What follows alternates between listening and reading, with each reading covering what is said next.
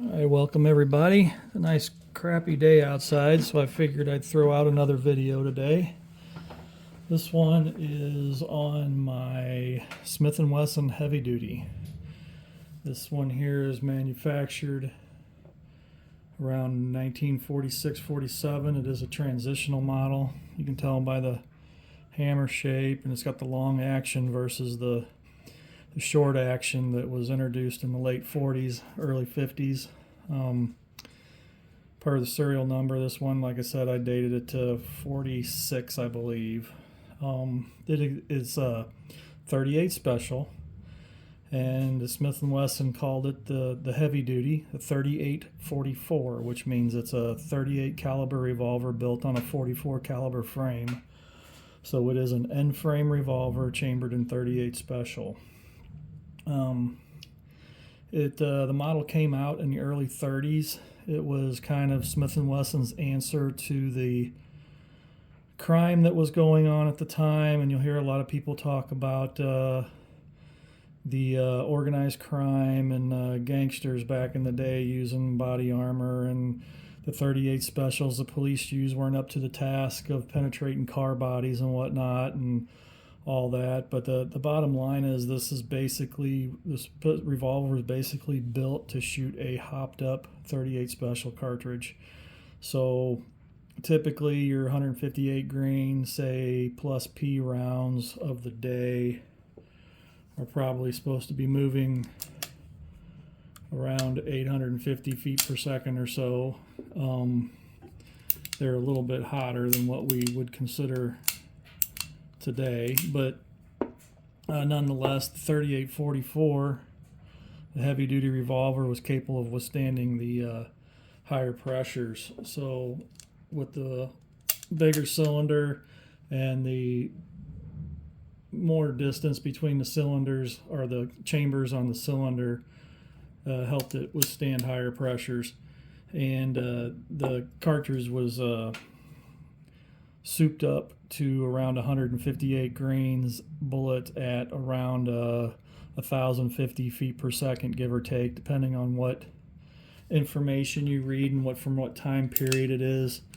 The general consensus, and I tend to agree with this too, is that the 3844 cartridge was loaded hotter before World War II, and later on it gradually got a little bit downgraded, just like the 38 special through the years.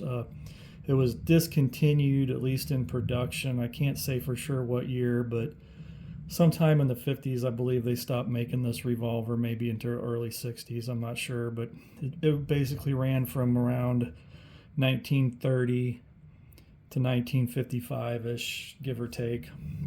By then, the 357 was become quite popular, and the 3844, there really wasn't a need for it at that point, at least in people's eyes at the time. The sales weren't very good once the 357 came out and become more affordable.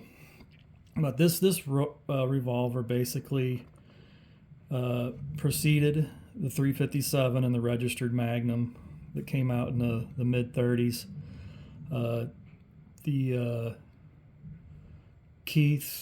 Keith and several others were hot rodding the 38 special before this came out, and worked a lot with this gun when it did come out, and run it up to higher pressures, and kind of gave birth to the 357. Not to get into a history lesson, but that's kind of a short version of that. So the 3844 came out, and it gave law enforcement officers and those that needed it a little bit more power in a 38 special cartridge. I'm thinking that I don't know what the numbers were made on this particular revolver, but they sold enough of them that they're out there, and they're not hard to find. I picked this one up off of our favorite auction site probably 3 or 4 years ago. I'd been looking for one for quite a while. I really wanted a pre-war one, but when I saw this Transitional for sale and had a decent price on it, I went ahead and picked it up, because I like shooter guns. I mean, they're a little bit more affordable, Anyway, it was, I think I picked it up, it was under $800 at the time. I don't think it went much above that with all the extra fees and all that. I don't remember exactly. But like I said, it is a 38 special. It's a long action, early post-war transitional gun. You will catch a lot of these that have had these cylinders reamed out to take 357 cartridges. It's not conceivable that that's perfectly fine, although from a collector standpoint, they don't like to see the cylinders reamed out. I did have another cylinder, a heavy-duty cylinder around here that was reamed out to 357, so they're not uncommon at all to see done that way. Originally, I think they came out with a 4-inch barrel, which is what this model is, a 5-inch barrel, and a 6.5. They also had what they called the Outdoorsman, which is basically the same gun with adjustable sights. It would have more of a partridge style sight in the front, and then the typical adjustable sight Smith & Wesson put on these. I would love to pick up an Outdoorsman and a 6.5-inch barrel to complement this one. I have shot this gun a fair amount. I also have hand loaded 38 specials up to 3844 velocities. I'm not going to talk about recipes or any of that for obvious reasons, but it's not difficult to get a 158 grain lead bullet up over the 1,000 feet per second range for one of these at all. There's several different powders you can use. Not difficult. The gun, I've shot this with the Keith bullet, both the 429, which is the solid Keith bullet, and then the 439, which is the hollow point Keith bullet. Both of them ran around 170 grains with a soft lead.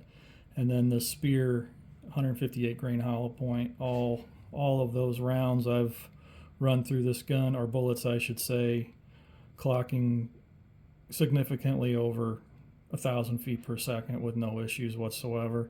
I would definitely keep them under 1,100, 1,150.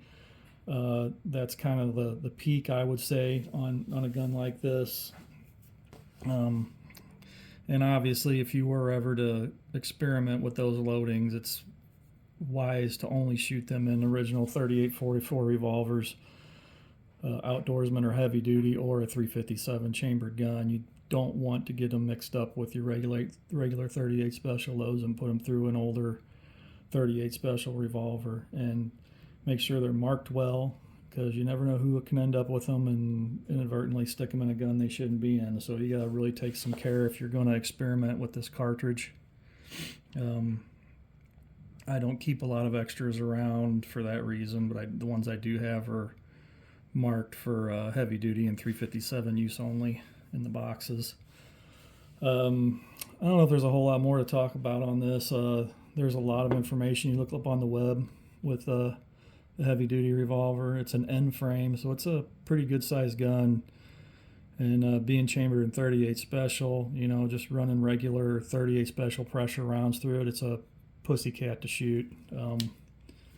Getting up into 3844, it's still not a difficult gun to shoot. It's pretty heavy, and it complements the round pretty well.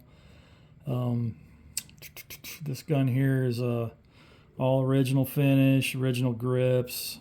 It's got some, wear on the cylinder. It's got some wear on it here and there, but it's actually in pretty decent condition.